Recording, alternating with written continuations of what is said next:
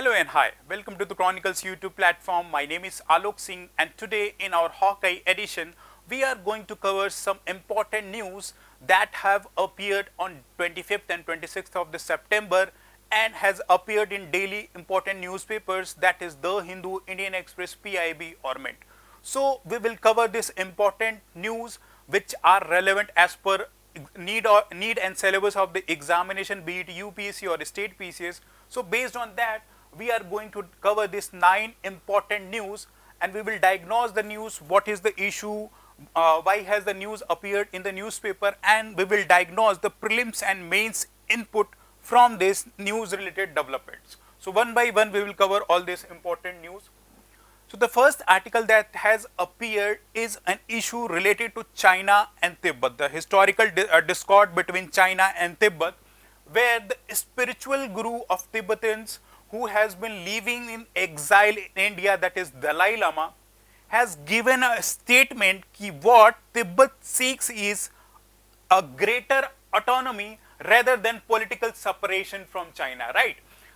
Dalai Lama is a spiritual guru as well as political guru. He is known for as a representative of the Tibetan people, and he has given an opinion that Tibet seeks a greater provincial autonomy rather than political separation from China. So China has negated his opinion and had said that Dalai Lama is separatist and agenda driven. So this whole statement has been negated by China. Now from the exam perspective, we will see what is the historical discord and what are the developments that has led to demand of Tibet as a separate entity or separate provincial region from China. So when we go deep into the history, we will see that if China claims Tibet as part of its own territory, then it's give an historical reference going back to the 1271 to 1316, a ruling Mongolian dynasty which is known as Yuan dynasty, which has been ruling in China from the year 1271 to 1368 AD. Now China gives an opinion that during this dynasty rule, Tibet was part of the China, and later when Qing dynasty was also ruling, then Tibet was part of China, right? But Tibetans have always negated this opinion that Tibet is an independent entity and is not part of the China. Now when we come to the later developments and to the role of Britishers, when Britishers were the colonial region living in India, and as you know, Britishers were always fearful of the Russians. They had Russophobia. And there were some series of developments that Britishers feared that Russians were developing their interests and stakes in the Tibetan region during 1904 or initial part of the 20th century. So the Britishers invaded the Tibet, and a treaty was signed between Britishers and the Tibetan region, that is known as Treaty of Lhasa in 1904, where this treaty not only empowered the claim of China as part of its territory, where in the territory it was opinionated that any activity or foreign interference in Tibet would be under the suzerainty of China, right? So the Treaty of Lhasa under Britishers, it empowered and authorized the China's claim on Tibet. Now next, beyond this territory, as we will see, there was a series of development, that is there was Chinese revolution going in the earlier 20th century. So the focus of China and Tibet was subsided, right? And Tibetans were living as an autonomous entity. But in 1915, after the all the developments, all the political turmoils in China subsided, then China attacked and annexed Tibetan region. So the Tibetans are of the opinion that Tibet has been independent entity and China has annexed their territory in 1950. So these are the historical discord between China and Tibet, and after this annexation, Tibetan region has been given as an autonomous region by the Chinese, and besides that, some separatist tendency as well as a demand for separation from the China by the Tibetan people is going on. So this is all related developments. This development is important from the perspective of paper 2, and the input can be given in the mains examination. From the prelims point of view, it is of least important. I don't think so any important news is there related to prelims, but for the mains it is quite important development. Now coming to the next part related to monsoon, which is quite important, relevant from the perspective of geography. So in the end month of September and mid month of October, the activities are such that monsoon tends to withdraw from the Indian region, right? So news is all about कि monsoon is setting to withdraw from the western part of the Rajasthan.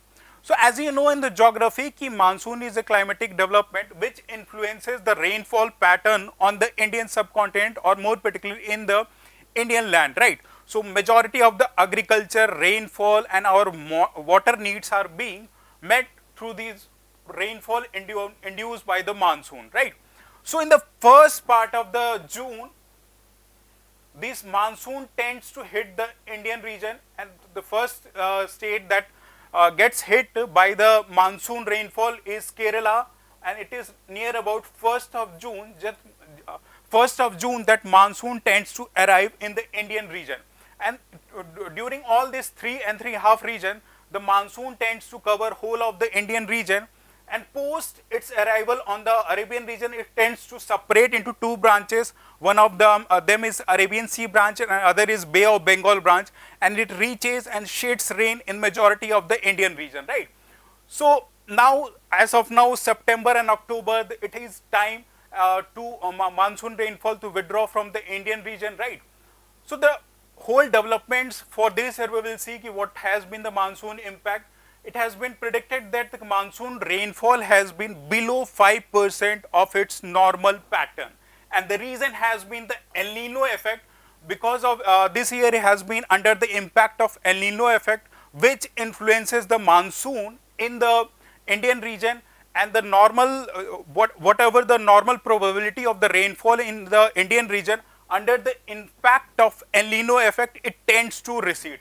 However, due to the positive Indian Ocean dipole, that is a phenomena in the Arabian Sea as well as Bay of Bengal region, which has negated some impact of the El Nino effect and has led to only a minimal 5% decrease in the rainfall, right? So now, as monsoon tends to withdraw, it tends to withdraw from the northwestern part of the India and tends to recede, and slowly by slowly it causes rainfall in some part of the region, bringing moisture from the Bay of Bengal, which are suitable for the rabi cultivation in the Indian region. So this is all important news that monsoon is tend to be withdrawing from the Indian region, right? Now coming to an important article related to paper 2 and more in reference to the anti-defection law.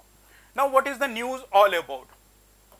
In June 2022, there was a development in Maharashtra-led government where Shiv Sena was ruling, and the Shiv Sena led, the group divided into two factions, one led by the Uddhav Thackeray group and other by Eknath Shinde group, right? Now Shiv Sena led group they bifurcated into two, and Eknath Shinde, with the support of the BJP, formed a government in Maharashtra, and it has been ruling since then. Now what is the issue related to this development? Now Uddhav Thackeray group has claimed for disqualification of the MLAs which were earlier part of Shiv Sena led ruling government. So Thackeray has claimed for the disqualification for these MLAs and has appealed to the speaker to hear his petitions. Now we will deal what is anti-defection law, right? Anti-defection law has been framed in order to ensure that democratic pillars of our country are duly maintained, right? Now there is a tendency within the political leaders that the concept of horse trading, that is under the influence of money, bribery, or to seek more and more power, what happens, elected political representatives tend to switch to the other parties. Now in order to prevent this horse trading activity and support the strengthen the more and more democratic values in our society, anti-defection law was framed, which ensures that such defective activities needs to be curtailed. So when these MLAs have switched or separated from the Thackeray-led group, Thackeray has filed a petition for the disqualifications. Now, under anti-defection law, Speaker of the House, be it the Legislative Assembly or in the Lok Sabha, Speaker is the sole authority who decides whether a member should be disqualified or not, right? And this decision of Speaker is subject to judicial review, right? Speaker decide करता है which member should be disqualified, and his decision is in another way it is subject to a judicial review. Now there's a issue that is there कि in listening of this anti-defection जो भी issue है, while listening there is no time limit fixed on a part of speaker कि based on in what time speaker needs to decide. There is no fixed time based, right? So after these developments, a time frame incident has occurred in June 2022, and now Speaker has given a date on October 13 it is going to hear this petition. So this is a brief discussions related to paper 2, center-state relations, or more particularly related to Indian polity, and in a peculiar reference to anti-defection law that has appeared in the newspaper. Now coming to the next article, which had appeared related to a meet of our External Affairs Minister Dr. S. Jaishankar with the United Nations Security Council Secretary General, that is Antonio Guterres, as well as two other important individuals, that is the President of United Nations General Assembly Denis Francis and Foreign Minister of Madagascar. Now we'll see what are the important developments.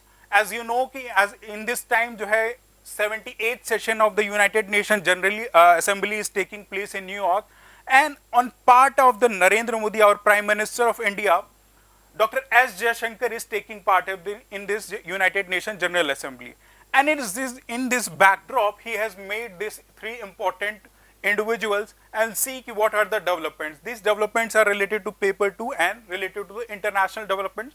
So we'll filter out what are the key issues that has been talked or discussed by Dr. S. Jaishankar with these respective personalities.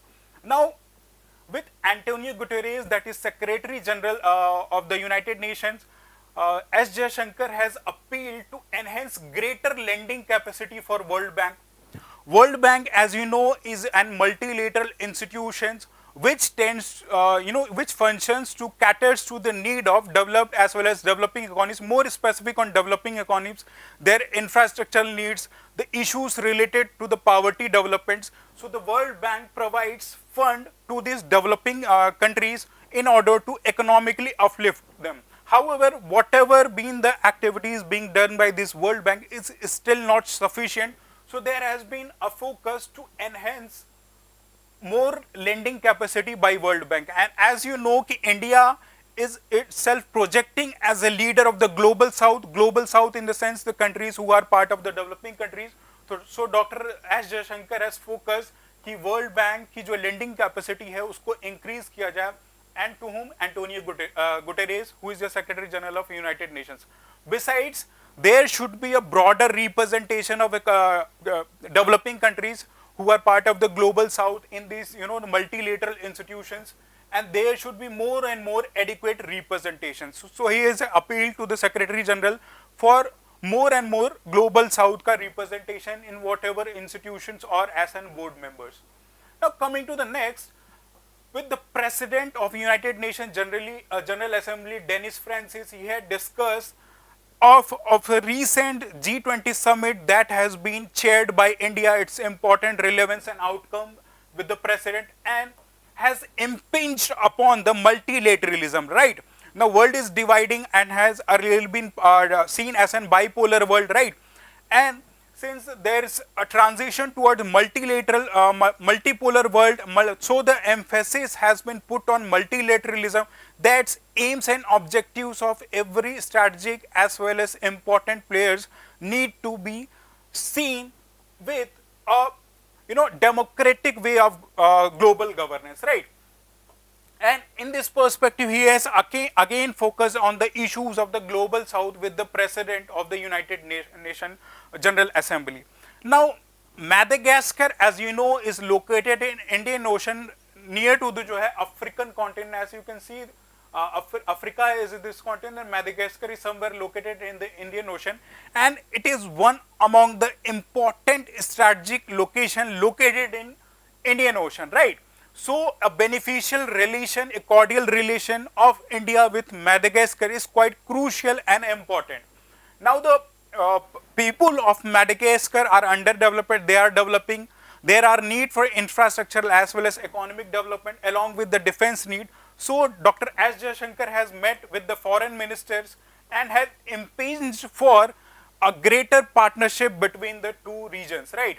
And as you know, 2023 is seen as an international year of millets, and Indian government is emphasizing on more and more use of millets. So, Dr. S. Jaishankar has discussed with the Madagascar foreign minister on millets and rice production.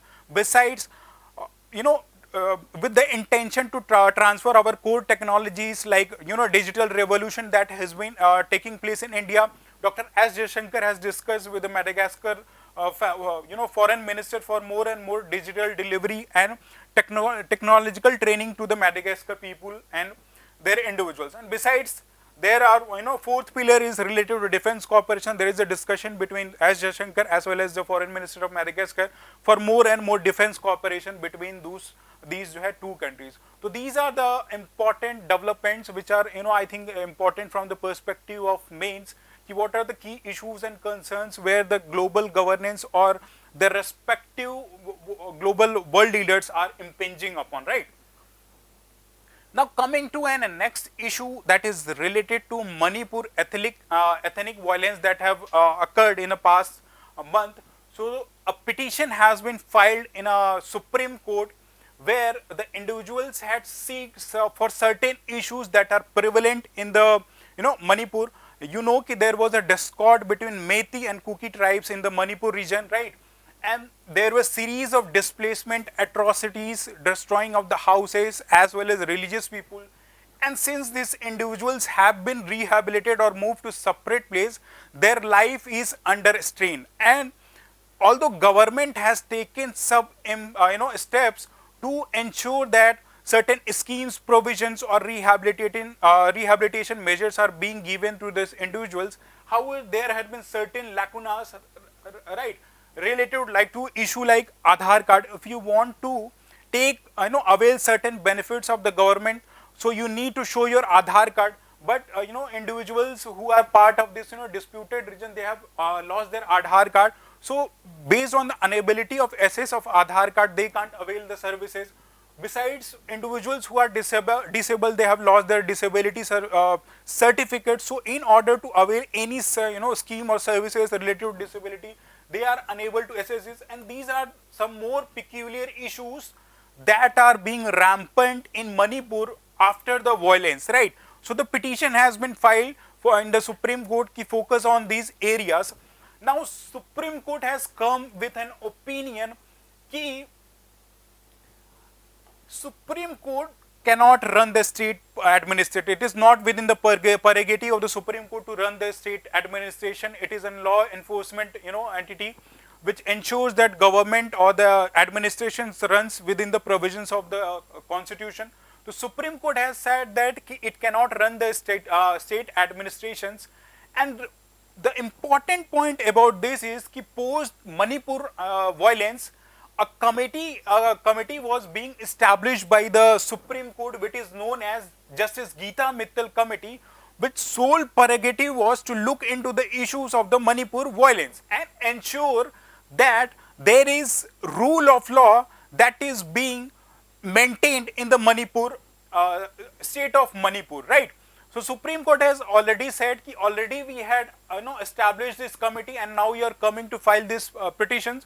So either we scrap the committee or the here matter of use. So Supreme Court was of the opinion कि हमने पहली एक committee form कर दी थी. Now you are filing a petition. So इसका purpose क्या ही होता है, right? So either we scrap the committee and listen to you. So based on this, Justice Supreme Court opinion, the Justice Geeta Mittal committee was constituted, and sole purpose was to monitor relief, rehabilitation, restoration of homes and religious places of worship in Manipur. It was already from Justice Geeta Mittal committee, right? And its sole objective, other objective was to ensure there's a rule of law in Manipur, right? Now, beyond this petition, Supreme Court has directed the respective state government, after listening to the issues, कि if individuals are unable to avail the services all because they don't have Aadhaar card, so UIDI, that is the authority which distributes the Aadhaar card, it needs to be proactive and provide Aadhaar card to those individuals who have lost the card, and if their data is already available with the authority. And to the issues of the disability, those individuals who had to avail their disability certificate in order to avail their services, right? And since their disability certificate has been lost, so Supreme Court has directed the respective entity or the government authority to ensure that certificate is being available to the disabled candidate. So these are the respective developments. You have to focus ki what committee has been established by Supreme Court to look after the Manipur ethnic issues. So you need to focus, that is Justice Geeta Mittal committee. The sole objective to ensure rule of law in Manipur state, right? Now the next article is related to an issue that is associated with the Joshimath sinking, which in the last year there was an issue that was associated with Joshimath, where a catastrophic event or event happened in Joshimath where the town was seen to be sinking, and there was a series of debates and discussions ki what are the relevant issues or causes that has led to the sinking of this Joshimath town. Now, as per now, 8 important institutes of India have prepared a report regarding the causes of this town sinking. Now the issue is that there is an array of reasons. There has been discrepancy and separate reasons given by these 8 different institutes ki what were the important causes for this Joshimath towns. Now we need not factually retain the information ki what these 8 institutes were, those who have prepared this report, but as per information, one of them is Wadia Institute of Himalayan Geology, one is National Geophysical Research Institute, the other is National Institute of Hydrology, IIT Roorkee, along with the ISROs. These are the 8 important institutions who have prepared the report. Now there are different reasons as per the report. So we will see what are the reports, what are the causes that they have given for the cause of this Joshimath town. Now as per ki the Joshimath town is located in Uttarakhand, and it is important in a location where in its nearby vicinity there are some important tourist destinations like Badrinath and Oli. So an individual or a tourist on their way to this Badrinath or Oli tends to have an overnight stay in Joshimath town, right? And because of this issue, the tourism sector has blossomed in past a decade in the Joshimath region, right? And it has led to the rampant constructions, hotel development, as well as houses and restaurants in past a decade. So based on these developments, these 8 institutes have given certain reasons, and so we will see what are these reasons they have given for this Joshimath sinking. So the report claimed the sensitivity of the area. It claimed that Joshimath region is quite sensitive as per geography and as per perspective of terrain. It's quite sensitive areas, and the blossoming of these buildings or construction of the buildings that has been done in past years is not within within the provision of the National Building Code 2016. Now government has prepared initially in 2016 a report which has prescribed certain guidelines when you construct buildings. You need to follow those rules and regulations. However, the constructions that had happened in the Joshimath region were not in compliance with this code, right? And when we see the geography of the this Joshimath region, you will see that there is a moranic deposits. Whatever the pebbles or the soils that are there, they are non-cohesive in nature, right? And that's tend to create an unstable region where you are constructing a building, right? And this region is of uneven thickness. There is no a proper a plane that you can construct a building. So uneven thickness, varying thickness are there. The deposits that are on the soil of this Joshimath region are less cohesive. They can't stay together for a longer time. And pebbles, as you know, it has occurred due to erosion or landslide, that soil has come down, and so it is not a suitable strata for the construction of these houses. So based on these, the reason has been given ki, all because of this geography, there is a susceptible issue of land subsidence, slow land subsidence, and in total it has resulted in the sinking of the Joshimath town. Now, other reasons that have been given, like Wadia Institute of Himalayan Geology has given, ki earthquake is one of the reasons for the slow and gradual landslide. As per ki when earthquake happens, there is a shaking or tectonic shift in the plates. So it has resulted in slow and gradual landslide, which has caused the sinking of the Joshimath town. And besides, there is one important prominent region, that is internal erosion. Now, what is internal erosion? As you know, ki whenever you consume water, it drains into the drainage system, right? So there's ineffective drainage system that was blossoming in this region, and the water that seeps from the mountains, all because of melting of ice water, or whenever rainfall occurred, these water seeped and caused an internal erosion of the soil, and ever which the houses or these buildings were being constructed. So one of the reasons that was given was the internal erosion, and other was the earthquake that has related into slow and gradual landslides. Now ISRO, one of the institute, has given some reasons that is responsible for this sinking of the town. It impinged upon the slope instability. Hilly region, the slope is quite inclined or at an angle that is not suitable for the houses construction. So it has given reason for the slope instability. Besides the drainage issue, the seepage of the local drain in the soil, which make the soil wet and not suitable to sustain such heavy infrastructure on it. So ISRO has pinpointed on the issues of this local drain, and as per the geography, as I discussed, the soil of the Joshimath has unconsolidated moraine. They are non-cohesive in nature, so it's not suitable to sustain such buildings. Besides, frequent floods had made the terrain unsuitable, right? So ISRO has given such developments based on the research ki what are the causes for the sinking of the Joshimath town. Now the criticism is that there is nothing concrete that hasn't been known earlier. What they have given is already known. Government has previously in 1976 has already established a committee known as MC Mishra Committee, which has already covered this point, which has been given by these respective institutions. Now, from the examination point of view, ki Joshimath town is located in such geographical terrain, so you can use these number of reasons or array of reasons that has been given by these respective institutes ki what were the causes for the Joshimath town sinking. So from the perspective of a means or related to disaster management, you can utilize this information, right?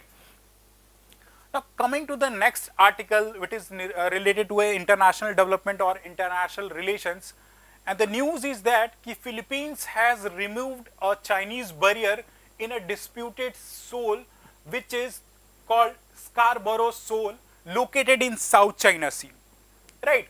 The news is that China on a previous month, they have establish a 300-meter long barrier at the entrance of the lagoon in Scarborough Shoal, right? So this region is quite disputed between China and Philippines. China, as you know, it has its own expansionist policy. So in the South China region, China claims certain group of islands as its own, and it is called as 9 dotted lines, right? This term is being used. You can see these are the 9 dotted lines, and within this South China region, China claims certain islands as part of its own, right? And it had led to the dispute or discord between Philippines, Vietnam, right? Malaysia. These are the countries that are, discord with the Chinese government, and this Scarborough Shoal is more particularly in reference with the Philippines, where Philippines claims Scarborough Shoal as part of their own. However, Chinese are claiming it's part of their own territory. And to ensure that the territory is used by these Chinese, they have you can see this image. They have put a rope of about 300 meters that prevents the local fishermen of the fishing communities of the Philippines to fish in this area. So Philippines ने क्या किया है कि it has cut that rope, right? And it has claimed that it is in the violation of the international rule, which ensures that in such regions the local fishermen can fish, right? Now, shoal is a geographical term. It is a narrow ridge, right? And it is an area which is not suitable for the navigations. However, it is a prominent fishing site. Now, in exam ke perspective se important कि it is a discord. This shoal is a discord between China and Philippines. So these are the important developments that has appeared in the newspaper, right? And you need to focus in the 9 dotted lines. Besides this shoal, there's Spratly Island. There's a Parcel Island which is in dispute between Vietnam and China. So these group of islands you need to focus in exam and prelims. They particularly put a question on this, right? Now next, a typical economy article, which is a positive news related, where S&P Global has given a report that banks in India are going to attract more global investment, right? And the reasons they have given that India is a developing market, it is a growing economy, so there's a need of more and more credit for the infrastructural needs as well as upliftment and economic development of the people. So the reason they have given is higher credit growth, and based on the business that are being done by the banks in the Indian market, there's an improved margin of profit that they can make. The market seems to be more positive, so there's a stable asset quality. Whatever loans the banks are giving in the markets, their due interest they are going to get. So the asset quality is going to be better, and the lenders का जो boosting lenders की जो prospect है, their tendencies to give more and more money in the market in order to do more and more business, it seems to be positive and in the better perspective. So based on these quite reasons, S&P Global has given the reason that banking sector in India are going to attract more and more investments. Now, who are the individuals who are going to invest in the banking sector? That is quite important and relevant from this article. And these are the entities known as foreign institutional investors. Now, what are foreign institutional investors who are wishing to invest in our banking sector? Now, these foreign institutional investors, more particularly FIIs, they are the financial market outside the located outside of the India, like any countries who have pension fund or investment bank or some mutual funds that are located outside of the India and are wishing to make more and more profits with the capital that they have. So they are investing it into the Indian market, and these individuals or entities are known as foreign institutional investors. Now, India is a developing economy, it needs more and more funds. So the investment of foreign institutional investors is a welcome measure. However, there is a cautioning. So government has imposed limitations upon what percentage or upon what limit these foreign institutional investors can invest in the Indian market. So based on the limitation, these foreign institute investors can invest in the Indian market, and this foreign institute FIIs investors are seen to be this investment seems to be in volatile in nature. आज पैसा invest कर रहे हैं, if they see that their economy is going down, so tomorrow they can withdraw it, right? So this investment is quite volatile in nature as compared to the foreign direct investments which are in the long term in nature, right? So S&P and Global has given this report key how the banking prospect with related to investment is going to increase. Now there's another article related to transparency in the banking sector where RBI has instructed the entities which RBI is regulating to disclose information about the possession of assets of borrowers under the SARFAESI Act, right? So RBI has impinged to make these regulated entities, that is regulated entities in the sense that is commercial bank who operate after taking the banking licenses, and the non-banking financial corporations to disclose the information about whatever assets this bank or these entities have seized under the SARFAESI Act to be known by the people. Now, as per this financial institution, be it banking institutions or non-banking financial corporations, they offer loan or money in the market in order to ensure they gain certain interest and in turn get some profit. Now, these loans are susceptible at risk, right? So to prevent that risk and ensure that loans that are dispersed in the market under minimum risk, certain property or certain guarantees are being kept, which are so that these loans are known as secured loans. So when an individual or entity defaults on payment of loan, it turns into a bad asset, that is non-performing asset. So in order to ensure that banks don't turn their businesses into the negative domain, government formed an act which is known as SARFAESI Act, and the acronym stands for Security and Reconstruction of Financial Assets and Enforcement of Security Interests 2002, right? So government formed this act in 2002 in order to ensure that banking functions duly and in a proper manner.